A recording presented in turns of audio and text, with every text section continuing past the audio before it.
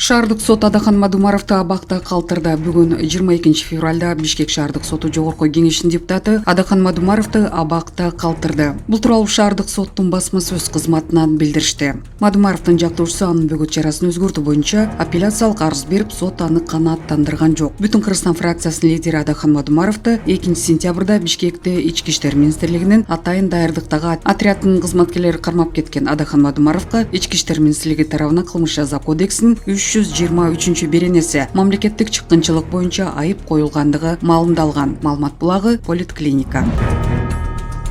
Искендер Матраимов менен Нурлан Ражабалиев эми депутат эмес. Борбордук шайлоо комиссиясы жогорку кеңешинин депутаттары Искендер Матраимов менен Нурлан Ражабалиевдин мандатынан ажыратты. Аталган чечим Борбордук шайлоо комиссиясынын бүгүнкү отурумунда кабыл алынды. Белгилүү болгондой, алар мандатын тапшыруу тууралуу арыз жазган. Матраимов менен Ражабалиев бир мандаттуу шайлоо округунан депутат болуп шайланып келген. Эми алар шайланып келген Кара Суу жана Баткен округдарында мөөнөтүнөн мурда шайлоо өткөрүлөт. Эскерте кетсек, Искендер Матраимов бажы кызматтын төрагасы мурдагы орун басары Райымбек Матраимовдун бир тууган агасы. 2020 жылы Райымбек Матраимов бажыда коррупцияга шектелип кармалган. 2021 жылы 1-май райондук соту аны коррупцияга күнөөлүү деп таап 260 000 сом айып салган. Матраимов камакта жазадан бошотулган, аны менен бирге ал мамлекеттин эсебине 2 миллиард сом кайтарган. Быйыл 26 январда Матраимов УКМК тарабынан издөөгө алынган. Андан кийин жогорку кеңештен Матраимов менен байланышы бар делген депутат Абдыбахап Боронбаев мандатын тапшырган.